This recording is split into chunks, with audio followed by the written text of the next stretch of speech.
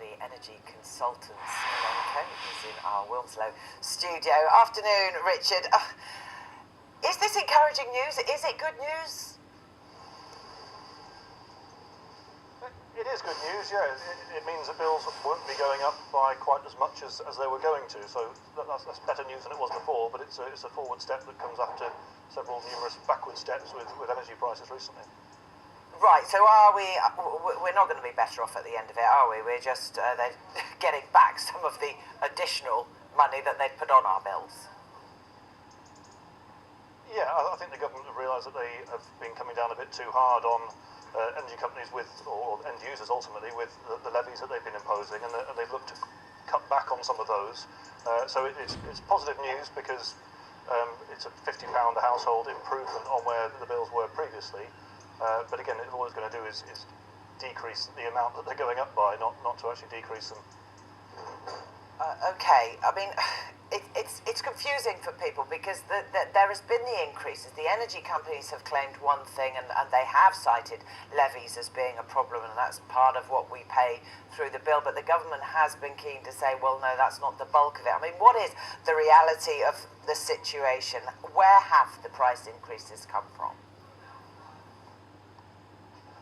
They have mainly come from increased levies and increased costs for the district network operators to upgrade and improve the infrastructure that we all rely upon.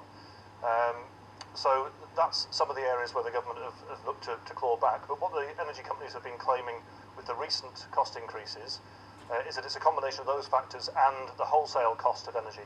But the wholesale cost of energy hasn't actually gone up that much. And after all is said and done with these latest cuts, the energy companies haven't had to put their hand in their pocket at all. They still remain in exactly the same position, and it's the government that's funding it through borrowing taxes from elsewhere in the Treasury. Well, exactly. Ultimately, a lot of us will still continue to pay because there will be increased in taxes elsewhere. I mean, these price promises that there appear to have been, I ran through them before we spoke to John, they're at each individual company, what they're promising. They have big caveats on them, don't they?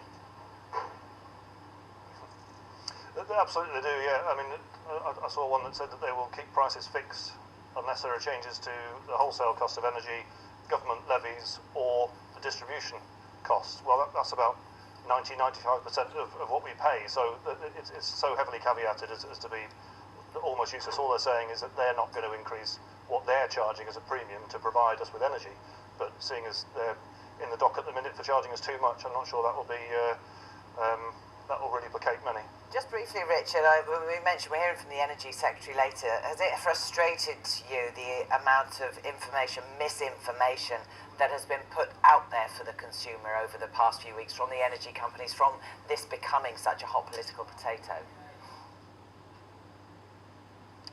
Yeah, I think it has. I think I'm certainly not here as an apologist for energy companies, but they do seem to bear the brunt of most of the pressure and the news when it comes to energy prices, because it's their name on the bill when we receive it. But ultimately, the unit price that we all pay on that bill is made up of factors, most of which are actually beyond the control of the energy companies.